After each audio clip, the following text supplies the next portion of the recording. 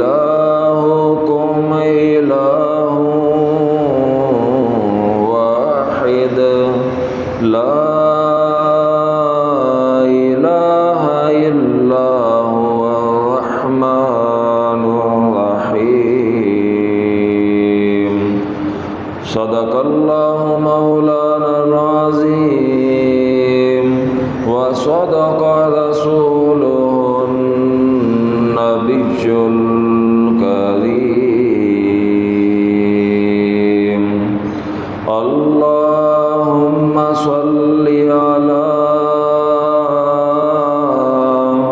محمد وعلى آل محمد وعلى آل محمد وبارك وسلم وصل عليه۔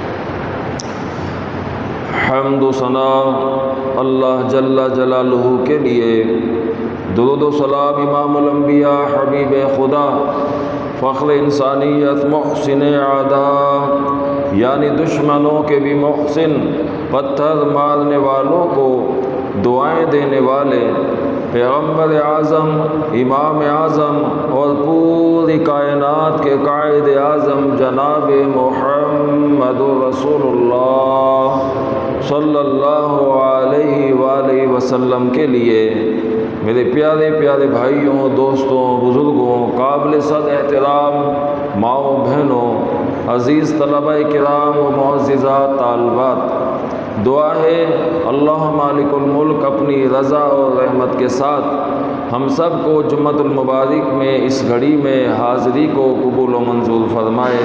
جو قرآن و حدیث بیان کیا جائے اللہ احکم الحاکمین ہم سب کو عمل کی توفیق عطا فرمائے۔ سورہ بقرہ دوسرا پارہ آیت نمبر 163 آپ کے سامنے تلاوت کی ہے۔ یہ کائنات رب کی ہے اور سب کی سب ہی رب کی ہے۔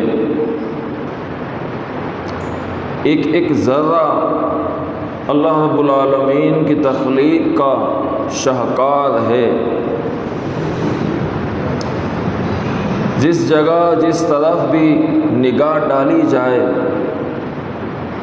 اللہ رب العالمین کی قدرت کے نظارے دیکھنے کو ملتے ہیں۔ اگر انسان اوپر نگاہ ڈالے تو آسمان تنا ہوا اسے نظر آتا ہے، اپنے قدموں کی اپنے پاؤں کی طرف دیکھے تو زمین بچھونا نظر آتی ہے۔ یہ ساری کی ساری کائنات اس اللہ رب العالمین اکیلے بادشاہ و مالک کی ہے، اس نے بنائی ہے، اس نے اس کی تخلیق فرمائی ہے۔ جب یہ کائنات رب کی ہے، یہ آسمان و زمین رب کے ہیں، تو عبادت بھی اسی رب کی ہونی چاہیے جس نے تیرے میرے واسطے اس کائنات کو سجایا، تیرے میرے واسطے رات بنائی، تیرے میرے واسطے دن بنایا، تیرے میرے واسطے آسمان سے پانی برسایا، تیرے میرے واسطے ہر چیز کا نظام بنایا۔ اس اللہ رب العالمین کو چھوڑ کر بندوں کی طرف یا بندوں کے بنائے ہوئے معبودوں کی طرف انسان اگر چلا جاتا ہے تو کائنات کا حصہ پھر بھی اس کا رہتا ہے، لیکن آخرت کے اندر اس کا کوئی مقام، کوئی ٹھکانہ نہیں ہوگا۔ اللہ اکبر اللہ۔ یہ ذو الحجہ کا مہینہ محترم بھائیوں بڑا افضل مہینہ ہے، اور اس کے شروع کے جو 10 دن ہیں جس میں ہم ہیں، یہ عشرہ ذو الحجہ کا ان کی فضیلت، ان کا مقام آپ کئی ایک بار سن چکے ہوں گے، پچھلے خطبات کے اندر بھی ان کا ذکر ہوا ہوگا۔ یہ افضل الایام فی الدنیا، دنیا کے اندر، تمام دنیا کے اندر افضل دن شمار کیے جاتے ہیں۔ اور پھر اس کی سب سے بڑی وجہ حافظ ابن حجر عسقلانی رحمۃ اللہ علیہ اپنی فتح الباری شارح بخاری کے اندر ذکر فرماتے ہیں یوں تو اس کی بے شمار وجوہات ہیں اس کی فضیلت کی، جو سب سے بڑی وجہ حافظ ابن حجر عسقلانی رحمۃ اللہ علیہ فرماتے ہیں جو مجھے سمجھ میں آئی ہے، وہ یہ ہے کہ ان 10 دنوں کے اندر تمام عبادتیں جمع ہو جاتی ہیں، وگرنہ اس کے علاوہ ایسا کوئی دن، ایسا کوئی مہینہ نہیں ہے جس میں ساری عبادتیں جمع ہو جائیں۔ اللہ اکبر، اللہ، توحید اس میں جمع ہو جاتی ہے، رسالت اس میں جمع ہو جاتی ہے، نمازیں اس میں جمع ہو جاتی ہیں جی، اسی طرح صدقات و خیرات اس میں جمع ہو جاتے ہیں، روزے اس میں جمع ہو جاتے ہیں، اور حج جو ہے ذو الحجہ کا ایک مہینے کا امر، اللہ رب العالمین اس مہینے میں ان کو جمع فرما دیتا ہے۔ تو ان 10 دنوں کی سب سے بڑی فضیلت ان عبادتوں کا جمع ہو جانا ہے محترم بھائیوں۔ ہر جگہ اللہ رب العالمین کی تکبیرات ہیں، اللہ اکبر، اللہ اکبر، لا الہ الا اللہ، اللہ اکبر، اللہ اکبر وللہ الحمد، اور کہیں پہ لبیک اللہم لبیک کی صدائیں ہیں۔ اور پھر وہ دن آئے گا جب اللہ رب العالمین کے نام پر جانور ذبح کیے جائیں گے، قربانیاں پیش کی جائیں گی۔ اللہ اکبر، یہ اس بات کی دلیل ہے کہ یہ کائنات اس کی ہے، نظام اس کا ہے، اور وہ اکیلا ہے، واحد ہے۔ اللہ رب العالمین نے سورہ بقرہ کی آیت نمبر 63 اور آیت نمبر 64 کے اندر بڑا ہی خوبصورت انداز میں اپنی طرف بندے کی توجہ دلائی ہے۔ آپ بھی ذرا توجہ کیجیے گا، انشاءاللہ بات سمجھ میں آ جائے گی۔ فرمایا وَإِلَٰهُكُمْ إِلَٰهٌ وَاحِدٌ، اور تمہارا معبود، تمہارا تمہاری عبادت کا مستحق، تمہارا خالق، تمہارا مالک، تمہارا رازق، تمہارا مشکل کشا۔ وَإِلَٰهُكُمْ إِلَٰهٌ واحد، وہ اکیلا ہے، تنہا ہے، لا الہ الا هو الرحمن الرحیم۔ فرمایا اس کے علاوہ کوئی عبادت کا مستحق نہیں ہے، اس کے علاوہ کوئی مشکل ٹالنے والا نہیں ہے، اس کے علاوہ کوئی دکھ درد دور کرنے والا نہیں ہے، وہ اکیلا ہے، اس کے علاوہ کوئی نہیں ہے، وہی رحمان ہے، رحم کرنے والا، وہ رحیم ہے، نہایت مہربان ہونے والا۔ اللہ اکبر، اللہ، یہ اللہ رب العالمین کی توحید والی آیتیں ہیں، اور توحید اللہ رب العالمین کو بڑا محبوب عمل ہے۔ اسلام کی 5 بنیادوں کے اندر سب سے پہلی بنیاد جس کا ذکر پیارے پیغمبر علیہ السلام نے فرمایا تو گواہی دے کہ اس اللہ کے علاوہ کوئی عبادت کے لائق نہیں ہے۔ یہی اذان کے اندر اسی عبادت کا ذکر کیا گیا، نماز کے اندر اسی عبادت کا ذکر کیا جاتا ہے، روزہ بھی رکھ کر یہی ثابت کیا جاتا ہے، اور پھر قربانی دے کر بھی اسی بات کا اظہار کیا جاتا ہے۔ سیدنا ابراہیم علیہ السلام کی زبان فرمایا قل ان صلاتی و نسکی و محیای و مماتی للہ رب العالمین۔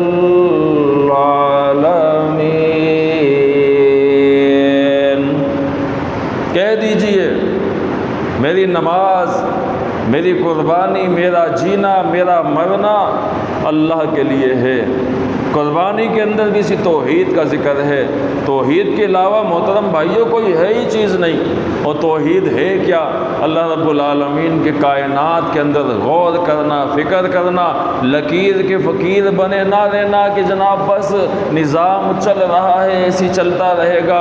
ایسا نظام اللہ تعالیٰ نے بنایا ہے۔ یہ آسمان بنائے ہیں، زمین بنائے ہیں، آبشار بنائے ہیں، اور اس میں اللہ رب العالمین نے پہاڑ لگائے ہیں، دریا بہے ہیں، سمندر بہ رہے ہیں، رات کا آنا ہے، دن کا جانا ہے۔ یہ ساری چیزیں اللہ رب العالمین فرماتے ہیں کہ اگر انسان عقل چاہتا ہے، عقل مند ہونا چاہتا ہے، باشعور ہونا چاہتا ہے، تو پھر ان میں غور و فکر کر لے، اللہ کی توحید کو سمجھنے لگ جا۔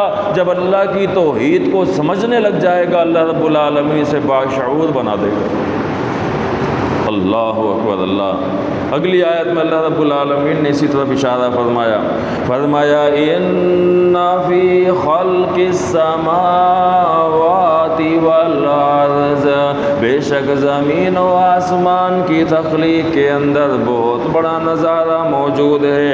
اللہ رب العالمین نے زمین و آسمان بغیر ستون کے بنائے، 7 آسمان اور 7 زمین بغیر عمد کے، بغیر ستون کے اللہ رب العالمین نے تخلیق فرمائے۔ یہ بہت بڑی اللہ رب العالمین کی نشانی ہے۔ یہ آسمان، پھر دوسرا آسمان، پھر تیسرا آسمان، ہر آسمان کے بیچ میں 50,000 سال کا فرق موجود ہے۔ اللہ اکبر اللہ۔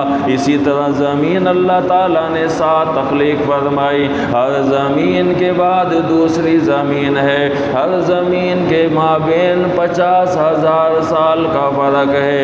فرمایا ان فی خلق السماوات والارض، بے شک زمین و آسمان کی تخلیق کو دیکھنے میں، زمین و آسمان کی تخلیق کا نظارہ کرنے میں، اس میں غور و فکر کرنے میں، واختلاف اللیل والنہار، رات کے آنے میں اور دن کے چلے جانے میں، دن کے آنے میں اور رات کے چلے جانے میں، اس اختلاف کو بندہ ذرا غور کرے۔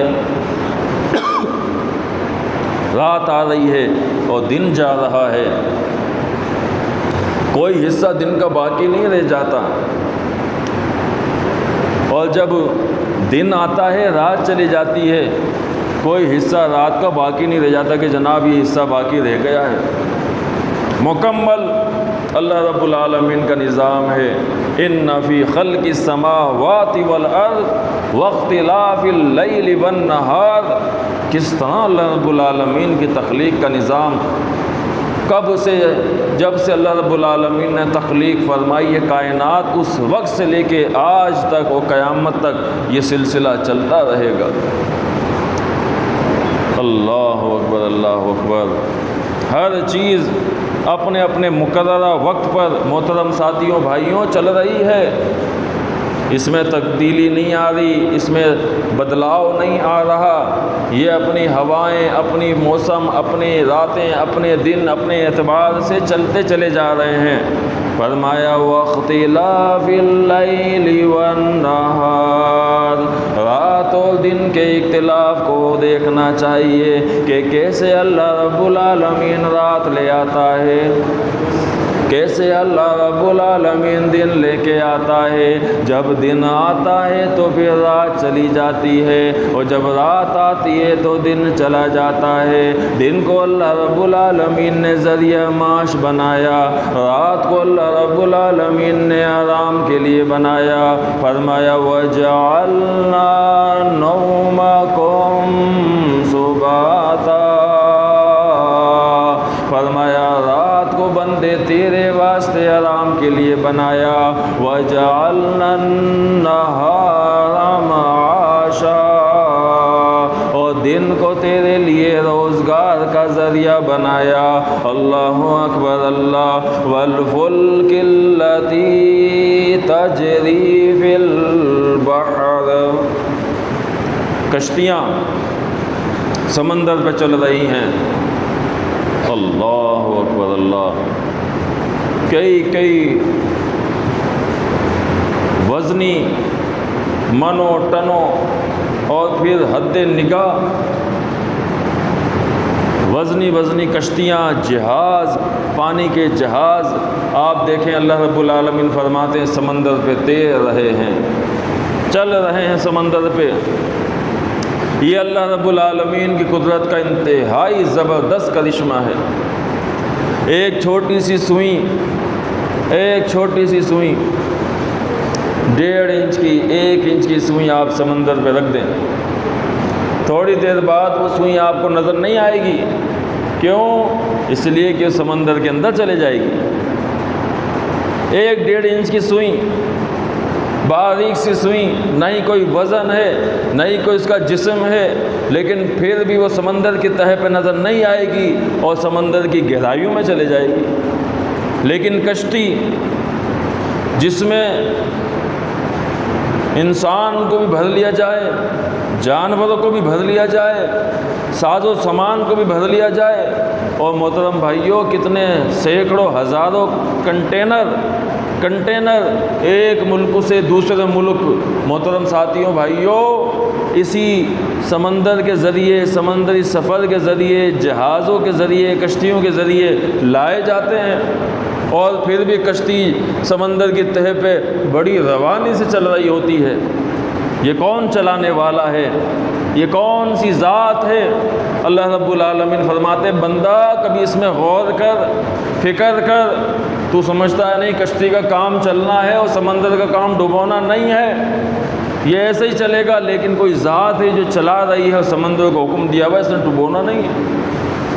ورنہ وہی سمندر ایک باریک سی سوئی کو ڈبو دے رہا ہے اور ایک وزنی ہیوی کشتی کو، جہاز کو اپنے اوپر رکھا ہوا ہے.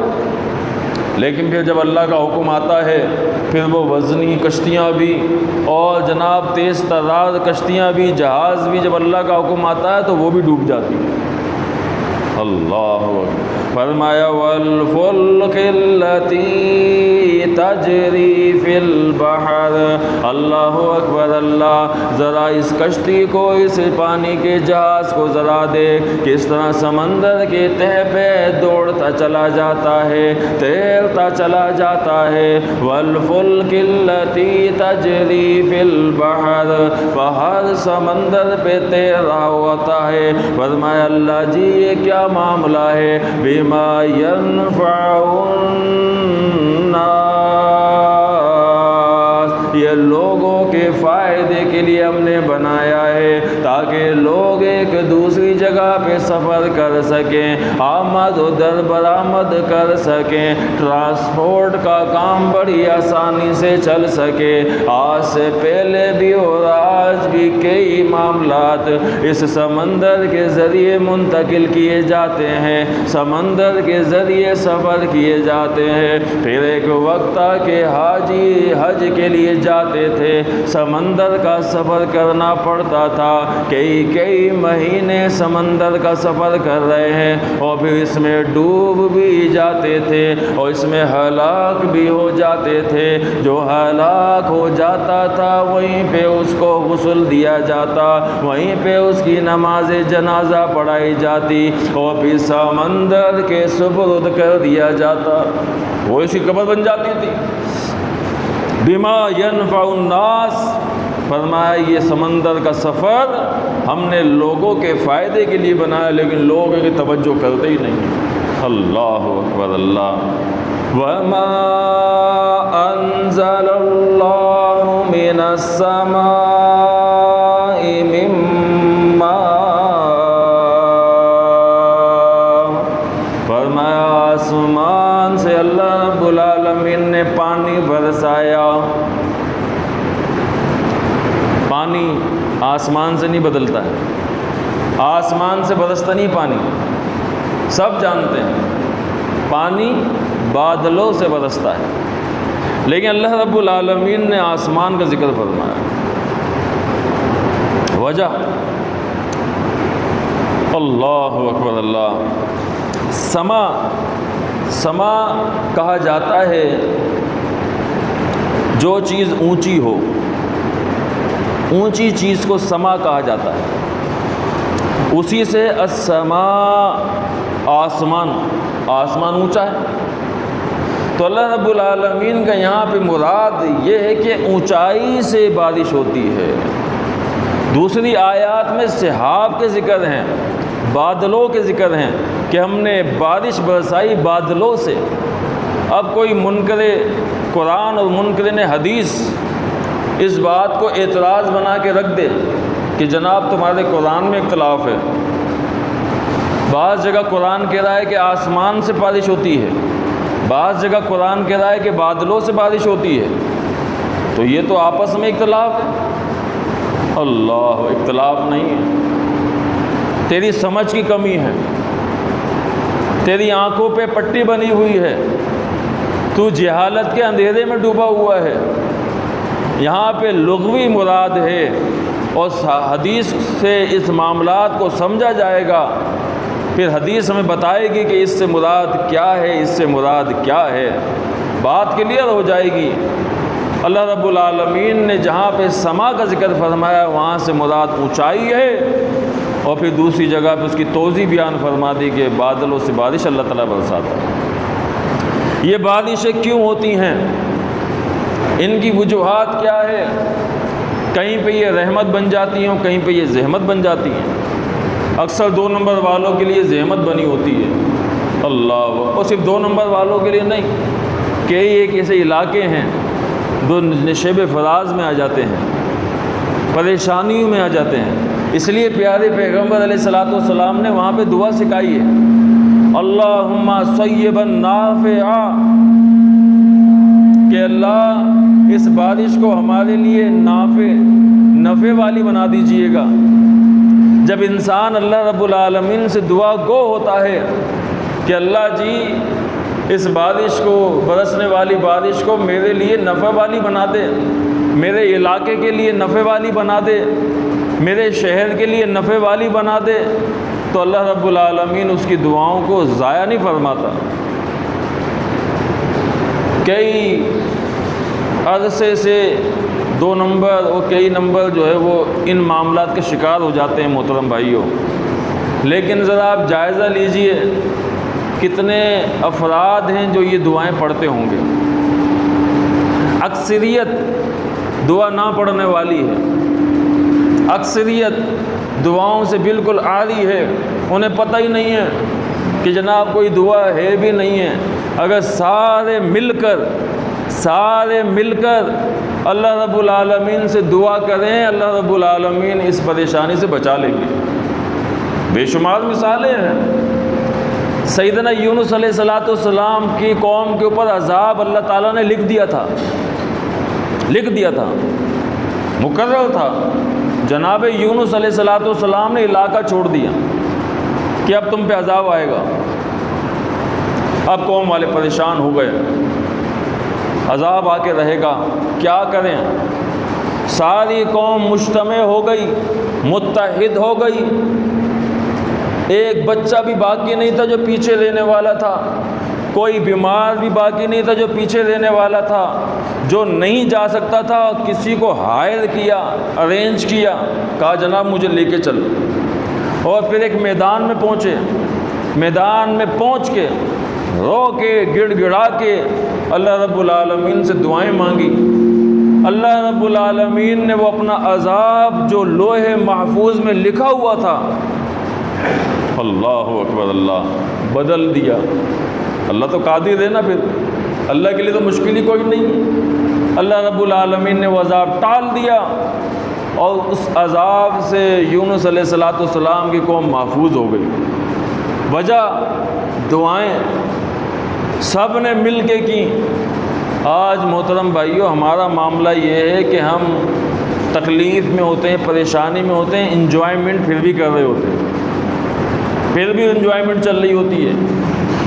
اللہ اکبر، اللہ۔ یہ پلیوں پہ دیکھ لیں آپ، ہمارے ادھر پلیا ہے نا گدو کے اوپر، اور ایک آپ کی 7 نمبر میں ہے انڈر پاس، پانی بھر جاتا ہے یہاں پہ۔ کل رات کو میں وہاں سے جا رہا تھا کام کے سلسلے میں، کچھ لینا تھا سامان وامان، تو اس پلیا میں تقریباً جو ہے وہ گھٹنوں سے اوپر تک پانی تھا، کمر سے تھوڑا سا نیچے، پلیا کے نیچے پانی بھرا پڑا ہے، اتنا رش لگا ہوا وہاں پہ، کوئی تصویریں بنا رہا ہے، کوئی ویڈیو بنا رہا ہے، کوئی سیلفیاں لے رہا ہے، اور بیچارے جو وہاں پہ مجبور وہاں سے جا رہے ہیں، جنہیں جانا ہی ہے، پانی کے اندر سے ہو کے جا رہے ہیں، اور جب ان کی گاڑی بند ہو جاتی ہے تو باہر کھڑے ہوئے لوگ جو نا تماشا بناتے ہیں، ہنستے ہیں، کھلکھلاتے ہیں، اس کا مذاق اڑا رہے ہوتے ہیں۔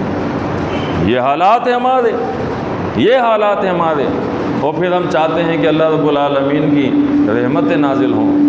اللہ اکبر اللہ، یہ بارشیں اللہ رب العالمین کے حکم سے آتی ہیں، اور اس میں اللہ رب العالمین زمینوں کو زندگیاں عطا فرماتا ہے، اور پھر اس سے اللہ رب العالمین تیرے میرے لیے خوراک اگاتا ہے، اس سے اللہ رب العالمین جانوروں کو جلا بخشتا ہے۔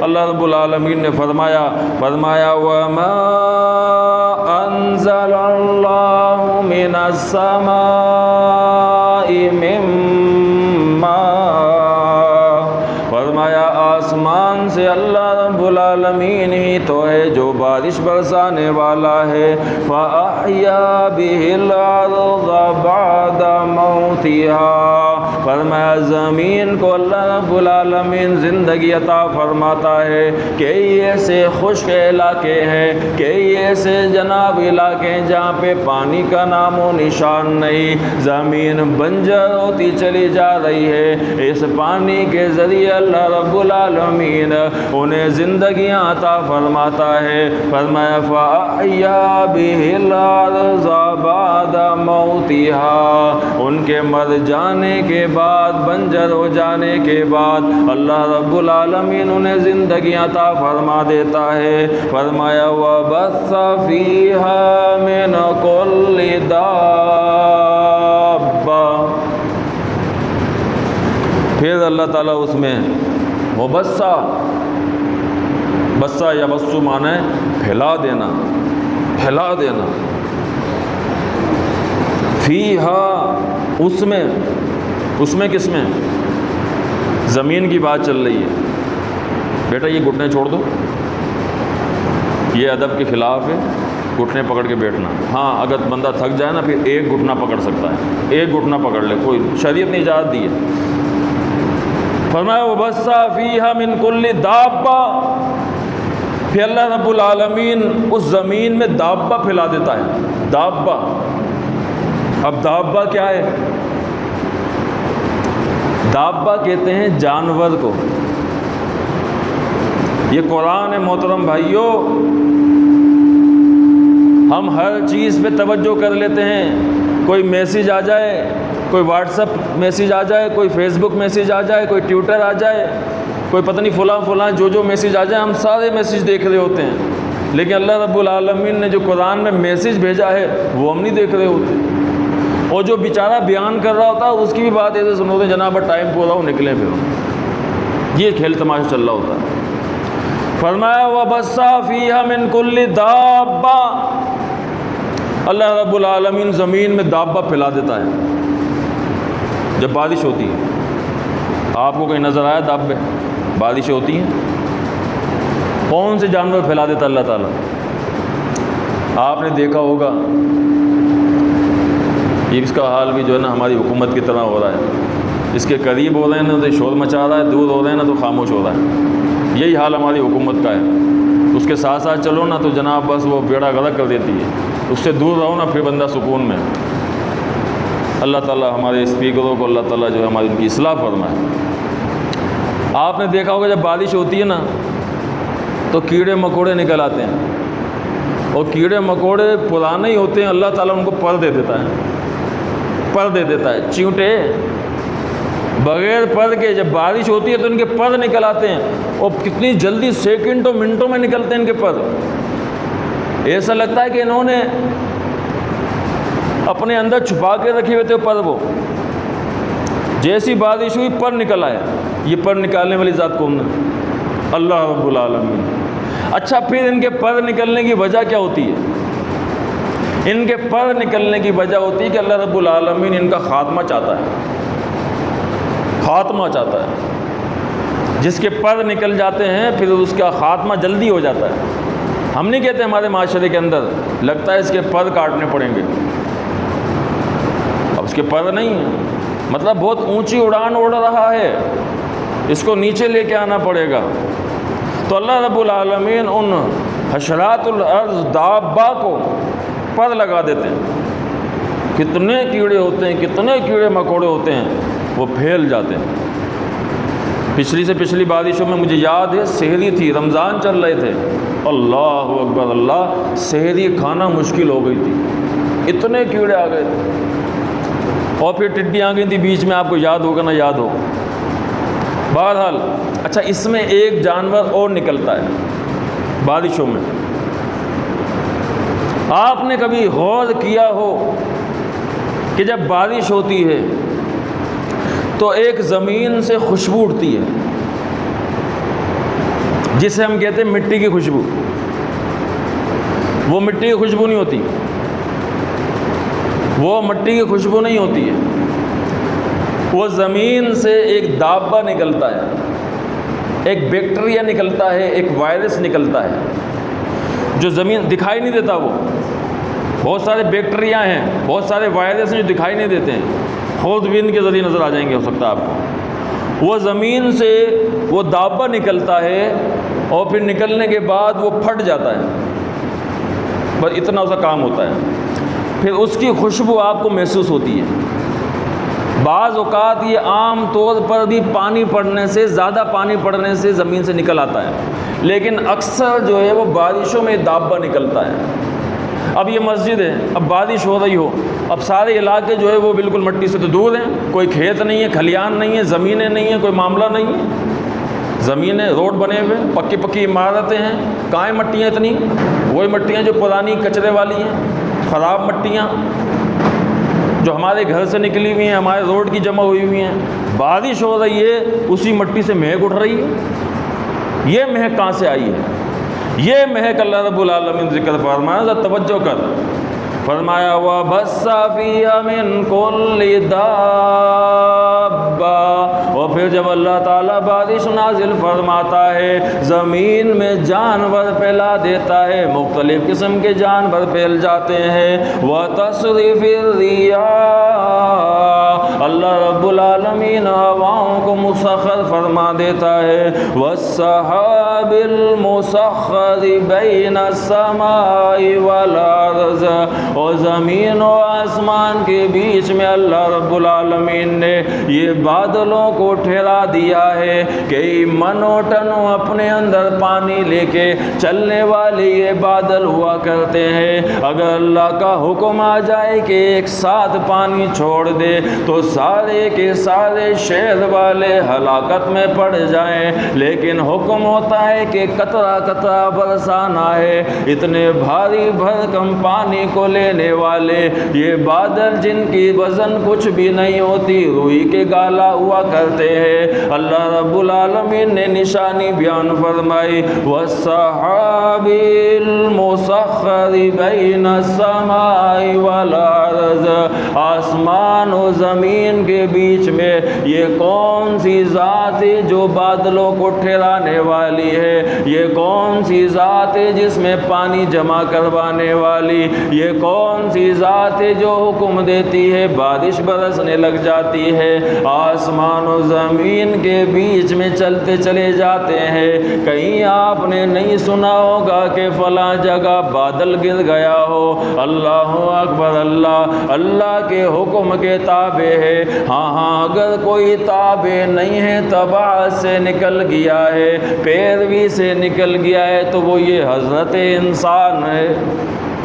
یہ حضرت انسان جسے بھی اللہ کا تابع ہونا چاہیے تھا، آج اللہ تعالیٰ کی اطاعت و پیروی سے بہت دور نکل گیا ہے۔ یہ ساری چیزیں اللہ رب العالمین فرماتے ہیں کیوں ہوتی ہیں؟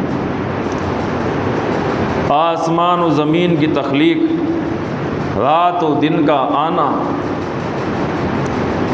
آسمان سے بارش کا برسنا، کشتیوں کا سمندر کے اوپر چلنا، اور پھر زمین سے جانوروں کا دابہ کا نکلنا، بادلوں کا آسمان و بیچ میں چلنا، اللہ فرماتے ہیں اس میں ذرا غور کر، فکر کر، یہ کائنات رب کی ہے، لآیات لقوم یعقلون، اس لیے کہ اس میں نشانیاں ہیں عقل رکھنے والوں کے لیے، جو عقل رکھتے ہیں، سمجھ رکھتے ہیں، شعور رکھتے ہیں۔ اللہ رب العالمین نے اس آیات کے اندر، ان جیسی کئی آیتوں کے اندر اللہ تعالیٰ نے عقل رکھی ہوئی ہے، نشانی رکھی ہوئی ہے۔ اچھا، جو عقل مند نہیں ہیں، باشعور نہیں ہیں، جو سمجھتے ہیں کہ جناب میں بے عقل ہوں، مجھ میں عقل نہیں ہے، کتنے ایسے لوگ ہیں آپ کو مل جائیں گے، کہیں گے جناب مجھ میں اتنی عقل نہیں ہے کہ میں یہ کام انجام دے سکوں، مجھ میں اتنا شعور نہیں ہے، اتنی سمجھ نہیں ہے۔ اچھا، عقل مند ہونا چاہتا ہے، سمجھدار ہونا چاہتا ہے، باشعور ہونا چاہتا ہے، تو ان آیاتوں کو کھول اور اس میں غور کر، فکر کر۔ جس کے پاس عقل ہے اللہ رب العالمین اس میں اور اضافہ فرماتے ہیں، اور جس کے پاس عقل نہیں ہے، شعور نہیں ہے، اللہ رب العالمین اسے عقل عطا فرماتے ہیں۔